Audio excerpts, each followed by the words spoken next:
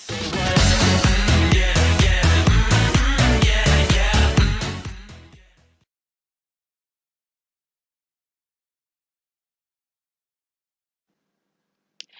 Children. आज हम लोग करेंगे प्रेमचंद की कहानी बड़े भाई साहब। ये ऑडियो फॉर्म में है, आप इस कहानी को सुनिए और इसको सुनने के बाद आप एग्जाम में जो भी प्रश्न आएंगे आप आराम से उसको आंसर कर सकेंगे। सोच ये है कि पढ़ने में टाइम ज़्यादा लगता है और सुनने में जल्दी हो जाता है। कोई सुना देता है, आप कहीं पे भी बैठे हुए हों, कुछ भी कर रहे हों, थोड़ी देर आप 10-15 मिनट का ब्रेक भी ले रहे हों आप दूसरे सब्जेक्ट से पढ़ने के बाद, तो भी आप अगर ऑडियो है तो आप उसको सुन सकते हैं। तो यही सोच से इसको बनाया गया है। तो चलिए सुनते हैं चैप्टर। बहुत ही इंटरेस्टिंग कहानी है और इसका हम सारांश भी आपको सुना सकते थे, लेकिन हमने सोचा उससे अच्छा है कि आप कहानी का जो पूरा चैप्टर सुने, क्योंकि जब प्रश्न आते हैं तो वो कहीं से भी आ सकते हैं।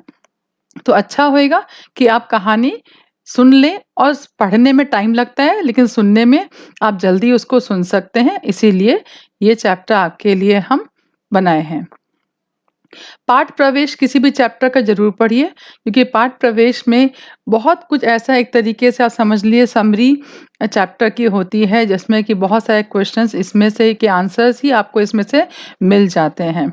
तो कोई भी चैप्टर के पाठ प्रवेश को आप जरूर पढ़ा करिए।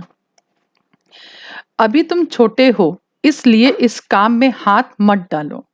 यह सुनते ही कई बार बच्चों के मन में आता है, काश हम बड़े होते तो कोई हमें यूं ना टोकता। लेकिन इस बुलावे में न रहिएगा। कोई बड़े होने से कुछ भी करने का अधिकार नहीं मिल जाता। घर के बड़े को कई बार तो उन कामों में शामिल होने में भी अपने को रोकना पड़ता है जो उसी उम्र के और लड़के बेधड़क करते रहते हैं। जानते हो क्यों? क्योंकि वे लड़के अपने घर के सबसे बड़े नहीं होते हैं। प्रस्तुत पाठ में भी एक बड़े भाई साहब हैं, जो है तो छोटे ही, लेकिन घर में उनसे छोटा एक भाई और है। उससे उम्र में केवल कुछ साल बड़ा होने के कारण उनसे बड़ी-बड़ी अपेक्षाएं की जाती हैं। बड़ा होने के नाते वे खुद भी यही चाहते हैं और कोशिश करते हैं कि वह जो कुछ भी करें, वह छोटे भाई के लिए एक मिसाल का काम करें। इस आदर्श स्थिति को बनाए रखने के फेर में बड़े भाई साहब का बचपना तिरोहित हो जाता है। चलिए अब आगे पढ़ते हैं चैप्टर। बड़े भाई साहब मुझसे 5 साल बड़े हैं, लेकिन केवल 3 दर्जे आगे। उन्होंने भी उसी उम्र में पढ़ना शुरू किया था जब मैंने शुरू किया, लेकिन तालीम जैसे महत्व के मामले में वह जल्दबाजी से काम लेना पसंद ना करते थे। इस भवन की बुनियाद खूब मजबूत डालना चाहते थे, जिस पर आलीशान महल बन सके। 1 साल का काम 2 साल में करते थे, कभी-कभी 3 साल भी लग जाते थे।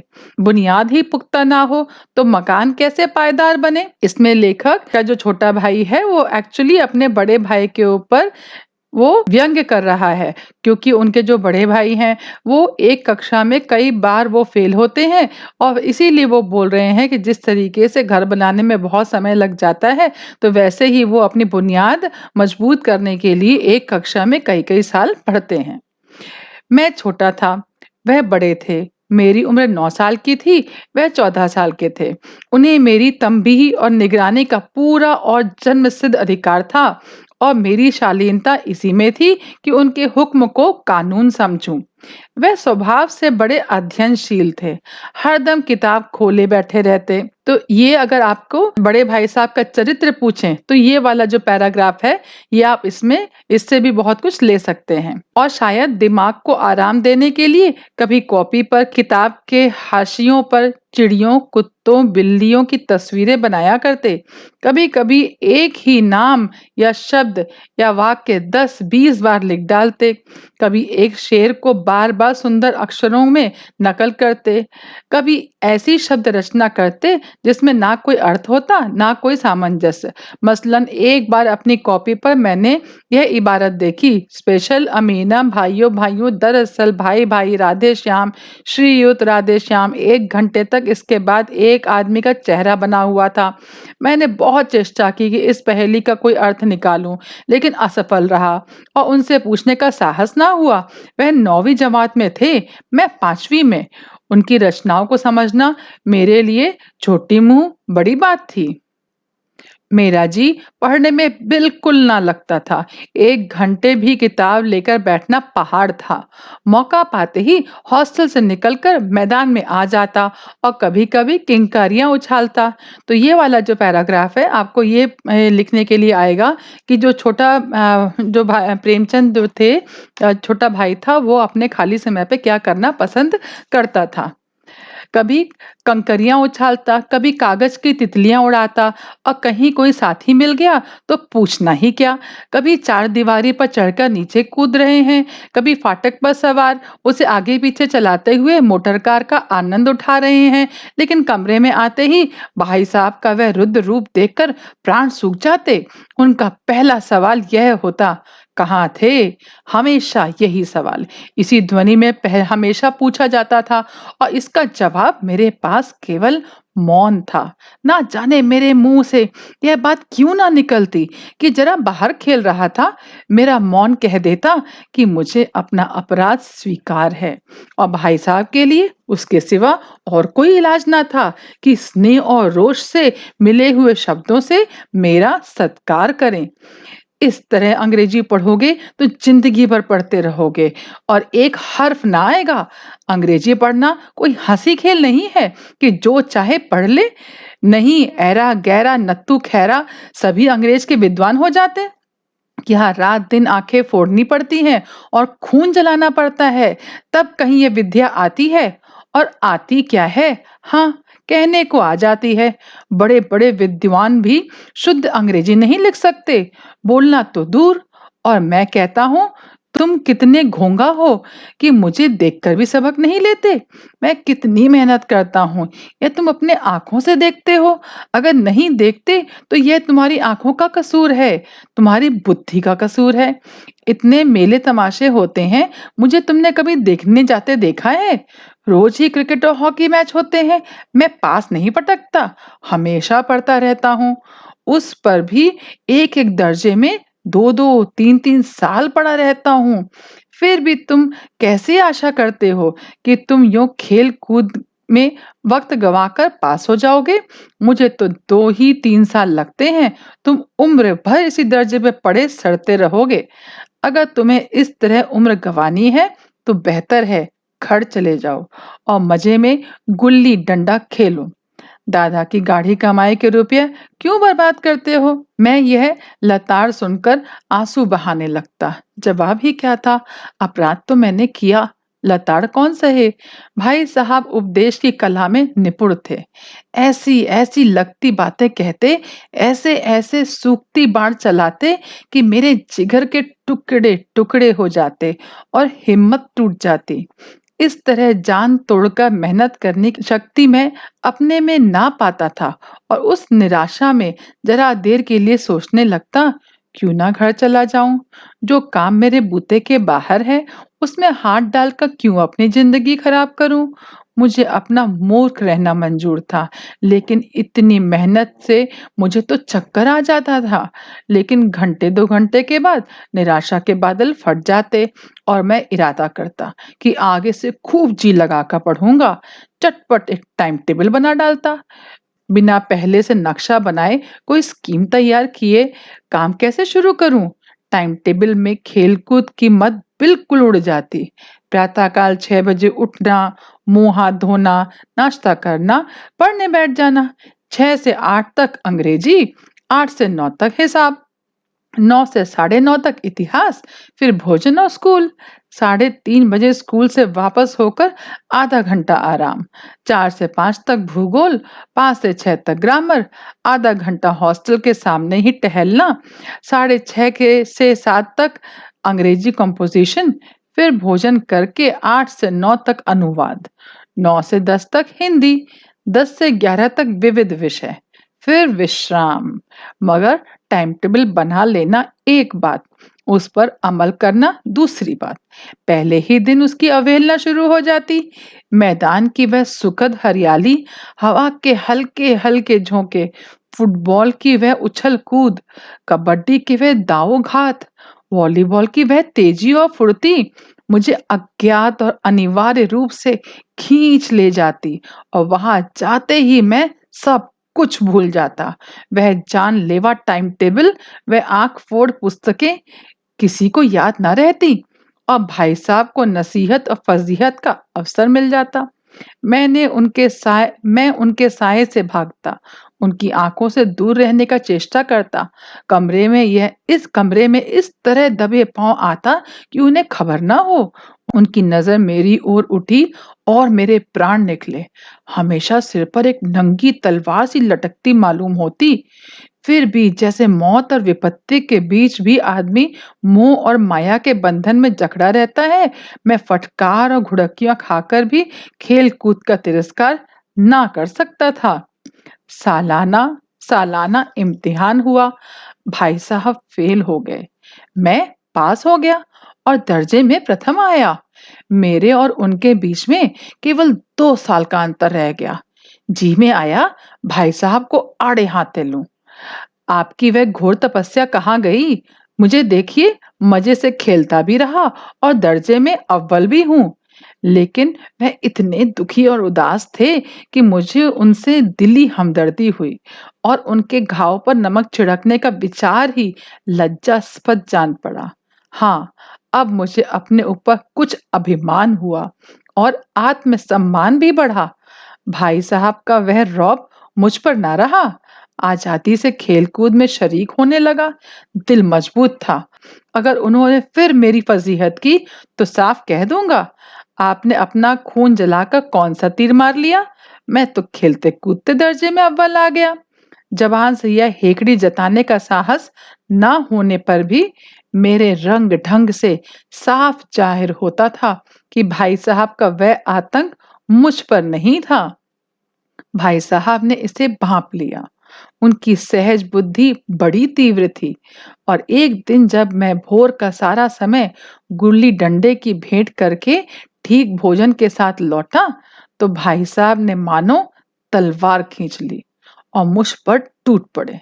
देखता हूं, इस साल पास हो गए और दर्जे में अव्वल आ गए तो तुम्हारे दिमाग हो गया।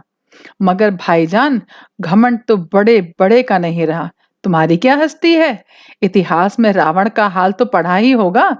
उसके चरित्र में तुमसे कौन सा उपदेश लिया, या यूं ही पढ़ गए?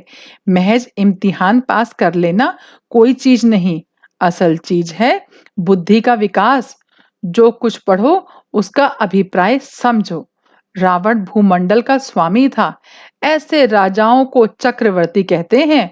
आजकल अंग्रेजों के राज्य का विस्तार बहुत बड़ा है, पर इन्हें चक्रवर्ती नहीं कह सकते। संसार में अनेक राष्ट्र अंग्रेजों का आधिपत्य स्वीकार नहीं करते, बिल्कुल स्वाधीन है। रावण चक्रवर्ती राजा था। संसार के सभी महीप उसे कर देते थे। संसार के सभी महीप उसे कर देते थे। बड़े बड़े देवता उसकी गुलामी करते थे। आग और पानी के देवता भी उसके दास थे। मगर उसका अंत क्या हुआ? घमंड ने उसका नाम निशान तक मिटा दिया। कोई उसे एक चुल्लू पानी देने वाला भी ना बचा। आदमी और जो कुकर्म चाहे करे, पर अभिमान ना करे, इतराए नहीं। अभिमान किया और दीन दुनिया दोनों से गया। शैतान का हाल भी पढ़ा ही होगा। उसे यह अभिमान हुआ था कि ईश्वर का उससे बढ़कर सच्चा भक्त कोई है ही नहीं। अंत में यह हुआ कि स्वर्ग से नरक में ढकेल दिया गया। शाही रूम ने भी एक बार अहंकार किया था, भीख मांग मांग कर मर गया। तुमने तो अभी केवल एक दर्जा पास किया है और अभी से तुम्हारा सिर फिर गया। तब तो तुम आगे पढ़ चुके। यह समझ लो कि तुम अपनी मेहनत से नहीं पास हुए हो। अंधे के हाथ बटेर लग गई। मगर बटेर केवल एक बार हाथ लगती है, बार बार नहीं लग सकती। कभी कभी गुल्ली डंडे में भी अंधा चोट निशाना पड़ जाता है। इससे कोई सफल खिलाड़ी नहीं हो जाता। सफल खिलाड़ी वह है जिसका कोई निशाना खाली ना जाए। मेरे फेल होने पर मत जाओ। मेरे दर्जे में आओगे तो दांतों पीसना आ जाएगा। जब अलजेब्रा और ज्योमेट्री के लोहे के चने चबाने पड़ेंगे और इंग्लिस्तान का इतिहास पढ़ना पड़ेगा। बादशाहों के नाम याद रखना आसान नहीं। 8 हाट तो हेनरी हो गुजरे हैं। कौन सा कांड किस हेनरी के समय पर हुआ, क्या यह याद कर लेना आसान समझते हो? हेनरी 7वें की जगह हेनरी 8वां लिखा और सब नंबर गायब। सफाचट। सिफर भी ना मिलेगा, सिफर भी। हो किस ख्याल में? दर्जनों तो जेम्स हुए हैं, दर्जनों विलियम, कोड़ियों चार्ल्स। दिमाग चक्कर खाने लगता है, आंधी रोग हो जाता है। इन अभागों के नाम भी ना जुड़ते थे। एक ही नाम के पीछे दो यम, सोयम, चारुम, पंचुम लगाते चले गए। मुझसे पूछते तो 10 लाख नाम बता देता। और ज्योमेट्री तो बस खुदा ही पनाह। आबा जा की जगह आजाबा लिख दिया और सारे नंबर कट गए। कोई इन निर्दयी मुमतहिनों से नहीं पूछता कि आखिर आबाजा और आजाबा में क्या फर्क है? और व्यर्थ की बात के लिए क्यों छात्रों का खून करते हो? दाल भात रोटी या भात दाल रोटी, इसमें क्या रखा है? मगर इन परीक्षकों को क्या परवाह? वह तो वही देखते हैं जो पुस्तक में लिखा है। चाहते हैं कि लड़के अक्षर अक्षर रट डालें और इसी रटंत का नाम शिक्षा रख छोड़ा है। आखिर इन बेसिर पैरों की बातों के पढ़ने से क्या फायदा? इस रेखा पर वह लंब गिरा दो तो आधार लंब से दोगुना होगा। पूछिए, इससे प्रयोजन? दोगुना नहीं चौगुना हो जाए या आधा ही रहे, मेरी बला से। लेकिन परीक्षा में पास होना है तो यह सब खुराफत याद रखनी पड़ेगी। कह दिया, समय की पाबंदी पर एक निबंध लिखो जो 4 पन्नों से कम ना हो। अब आप कॉपी सामने खोलें, कलम हाथ में लिए और अपने नाम को रोइए। कौन नहीं जानता कि समय की पाबंदी बहुत अच्छी बात है। इससे आदमी के जीवन में संयम आ जाता है, दूसरों को उस पर स्नेह होने लगता है और उसके कारोबार में उन्नति होती है। लेकिन इस जरा सी बात पर 4 पन्ने कैसे लिखें? जो बात एक वाक्य में कही जा सके उसे 4 पन्नों में लिखने की क्या जरूरत? मैं तो इसे हिमाकत कहता हूँ। यह तो समय की किफायत नहीं, बिल्कुल उसका दुरुपयोग है कि व्यर्थ में किसी बात को ठूंस दिया जाए। हम चाहते हैं आदमी को जो कुछ कहना हो चटपट कह दे और अपनी राह ले। मगर नहीं, आपको 4 पन्ने रंगने पड़ेंगे, चाहे जैसे भी लिखिए। पन्ने भी पूरे फुल स्केप आकार के। यह छात्रों पर अत्याचार नहीं तो और क्या है? अनर्थ तो यह है कि कहा जाता है संक्षेप में लिखो। समय की पाबंदी पर संक्षेप में एक निबंध लिखो जो 4 पन्नों से कम ना हो। ठीक, संक्षेप में तो 4 पन्ने हुए, नहीं शायद 100-200 पन्ने लिखवाते। तेज भी दौड़िए और धीरे भी। उल्टी बात है या नहीं? बालक भी इतनी सी बात समझ सकता है, लेकिन इन अध्यापकों को इतनी तमीज भी नहीं। उस पर दावा है कि हम अध्यापक हैं। मेरे दर्जे में आओगे लाला तो ये सारे पापड़ बेलने पड़ेंगे और तब आटे दाल का भाव मालूम होगा। इस दर्जे में अव्वल आ गए तो जमीन पर पाँव नहीं रखते। इसलिए मेरा कहना मानिए, लाख फेल हो गया हूँ लेकिन तुमसे बड़ा हूँ। संसार का मुझे तुमसे कहीं ज्यादा अनुभव है। जो कुछ कहता हूँ उसे गिरह बांधिए, नहीं पछताइए। स्कूल का समय निकट था, नहीं ईश्वर जाने वह उपदेश माला कब समाप्त होती। स्कूल का समय निकट था, नहीं ईश्वर जाने यह उपदेश माला कब समाप्त होती। भोजन आज मुझे निस्वाद सा लग रहा था। जब पास होने पर यह तिरस्कार हो रहा है तो फेल हो जाने पर तो शायद प्राण ही ले लिए जाएं। भाई साहब ने अपने दर्जे की पढ़ाई का जो भयंकर चित्र खींचा था उससे मुझे भयभीत कर दिया था। स्कूल छोड़कर घर नहीं भागा, यही ताज्जुब है। लेकिन इतने तिरस्कार पर भी पुस्तकों से मेरी अरुचि इतने तिरस्कार पर भी पुस्तकों से मेरी अरुचि ज्यों की त्यों ही बनी रही। खेलकूद का कोई अवसर हाथ में न जाने देता, पढ़ता भी मगर बहुत कम। बस इतना कि रोज टास्क पूरा हो जाए और दर्जे में जलील ना होना पड़े। अपने ऊपर जो विश्वास पैदा हुआ था वह फिर लुप्त हो गया और फिर चोरों का सा जीवन कटने लगा। फिर सालाना इम्तिहान हुआ और कुछ ऐसा संयोग हुआ कि मैं फिर पास हुआ और भाई साहब फिर फेल हो गए। मैंने बहुत मेहनत नहीं की, पर ना जाने कैसे दर्जे में अव्वल आ गया। मुझे खुद अजरज हुआ। भाई साहब ने प्राणांतक परिश्रम किया। भाई साहब ने प्राणांतक परिश्रम किया। कोर्स का एक एक शब्द छाट गए थे। 10 बजे रात तक इधर, 4 बजे भोर से उधर, 6 बजे से 9:30 तक स्कूल जाने से पहले मुद्रा कांतिहीन हो गई थी, मगर बेचारे फेल हो गए। मुझे उन पर दया आती थी। नतीजा सुनाया गया तो वह रो पड़े और मैं भी रोने लगा। अपने पास होने की खुशी आधी ही हो गई। मैं भी फेल हो गया होता तो भाई साहब को इतना दुख ना होता, लेकिन विधि की बात कौन टाले। मेरे और भाई साहब के बीच में अब केवल एक दर्जे का अंतर और रह गया।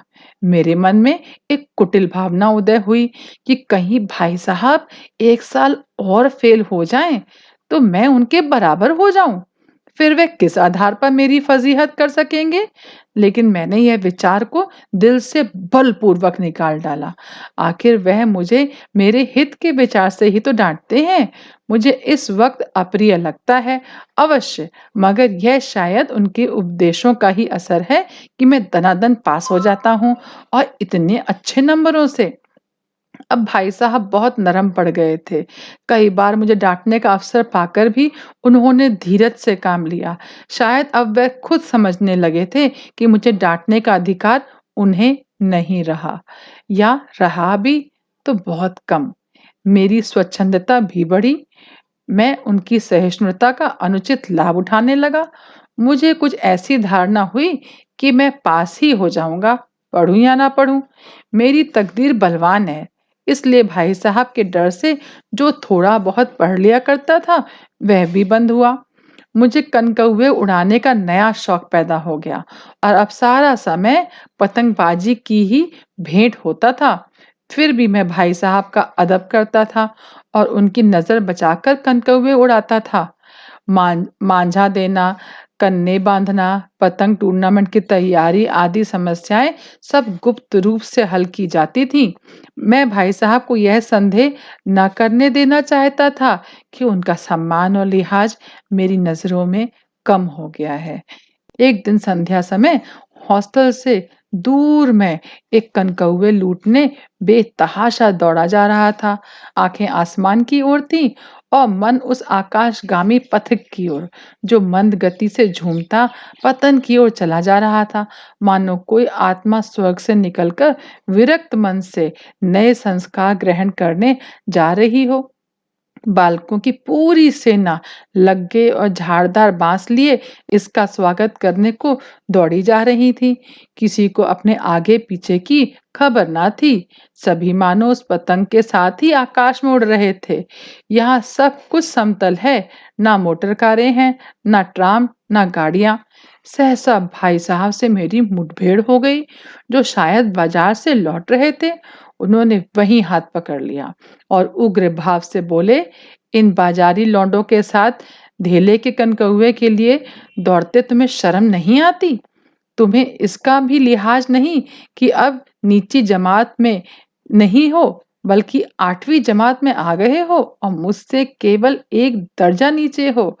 आखिर आदमी को कुछ तो अपनी पोजीशन का ख्याल रखना चाहिए। एक जमाना था कि लोग 8वां दर्जा पास करके नायब तहसीलदार हो जाते थे। मैं कितने ही मिडलचियों को जानता हूँ जो आज अव्वल दर्जे के डिप्टी मजिस्ट्रेट या सुपरिटेंडेंट हैं।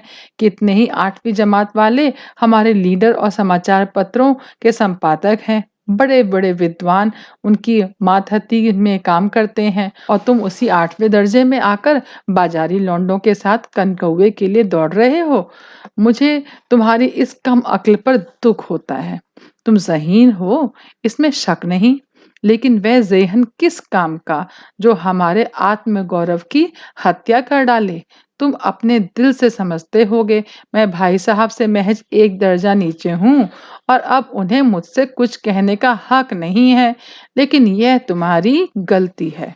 मैं तुमसे 5 साल बड़ा हूँ और चाहे आज तुम मेरी ही जमात में आ जाओ और परीक्षकों का यही हाल है तो निसंदेह अगले साल तुम मेरे समकक्ष हो जाओगे और शायद 1 साल बाद मुझसे आगे भी निकल जाओगे। लेकिन मुझ में और तुम में जो 5 साल का अंतर है उसे तुम क्या खुदा भी नहीं मिटा सकता। मैं तुमसे 5 साल बड़ा हूँ और हमेशा रहूंगा। मुझे दुनिया का और जिंदगी का जो तजुर्बा है तुम उसकी बराबरी नहीं कर सकते। चाहे तुम एमए और डीफिल और डीलिट ही क्यों ना हो जाओ। समझ किताबें पढ़ने से नहीं आती, दुनिया देखने से आती है।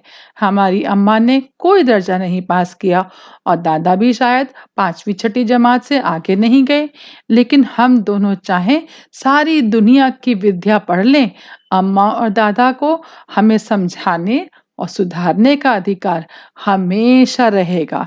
केवल इसलिए नहीं कि वे हमारे जन्मदाता हैं, बल्कि इसलिए कि उन्हें दुनिया का हमसे ज्यादा तजुर्बा है और रहेगा। अमेरिका में किस तरह की राज व्यवस्था है और 8वें हेनरी ने कितने ब्याह किए और आकाश में कितने नक्षत्र हैं, ये बातें चाहे उन्हें ना मालूम हो, लेकिन हजारों ऐसी बातें हैं जिनका ज्ञान उन्हें हमसे और तुमसे ज्यादा है। देव ना करे आज मैं बीमार हो जाऊं तो तुम्हारे हाथ पांव फूल जाएंगे। दादा को तार देने के सिवा तुम्हें और कुछ ना सूझेगा, लेकिन तुम्हारी जगह दादा हो तो किसी को तार ना दें, ना घबराएं, ना बदहवास हो। पहले खुद मर्ज पहचान का इलाज करेंगे, उसमें सफल ना हुए तो किसी डॉक्टर को बुलाएंगे। बीमारी तो खैर बड़ी चीज है, हम तुम तो इतना भी नहीं जानते कि महीने भर का खर्च महीना भर कैसे चले। जो कुछ दादा भेजते हैं उसे हम 20-22 तक खर्च कर डालते हैं और फिर पैसे पैसे को मोहताज हो जाते हैं। नाश्ता बंद हो जाता है, धोबी और नाई से मुंह चुराने लगते हैं। लेकिन जितना आज हम और तुम खर्च कर रहे हैं उसके आधे में दादा ने अपनी उम्र का बड़ा भाग इज्जत और नेकनामी के साथ निभाया है और कुटुंब का पालन किया है, जिसमें सब मिलकर 9 आदमी थे। अपने हेडमास्टर साहब ही को देखो, एमए है कि नहीं, और यहाँ के एमए नहीं ऑक्सफोर्ड के 1000 रुपया पाते हैं, लेकिन उनके घर का इंतजाम कौन करता है? उनकी बूढ़ी माँ। हेडमास्टर साहब की डिग्री यहाँ बेकार हो गई।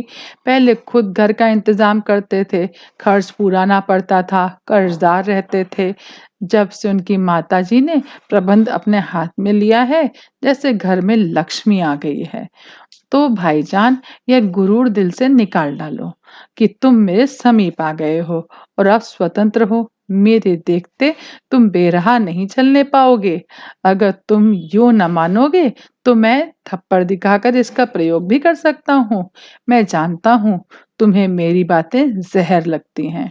मैं उनकी यह नई युक्ति से नतमस्तक हो गया। मुझे आज सचमुच अपनी लघुता का अनुभव हुआ और भाई साहब के प्रति मेरे मन में श्रद्धा उत्पन्न हुई।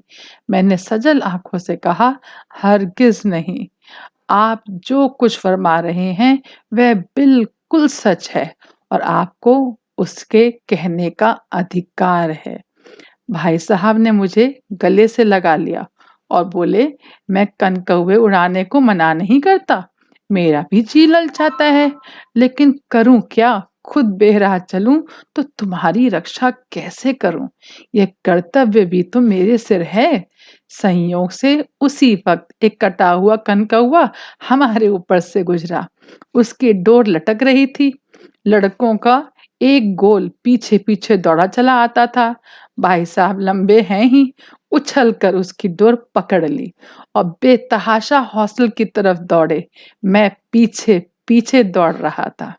तो यह था आपका चैप्टर बड़े भाई साहब। इसको सुनने के बाद आप देखेंगे कि आप कोई भी आंसर आप इसको आंसर कर सकते हैं आपको, क्योंकि जब स्टोरी पता होती है हिंदी में तो लिखना काफ़ी आसान हो जाता है। चलिए अब आगे फिर से आएँगे दूसरे चैप्टर के साथ। धन्यवाद, सब्सक्राइब करना ना भूलिएगा। Thank you so much.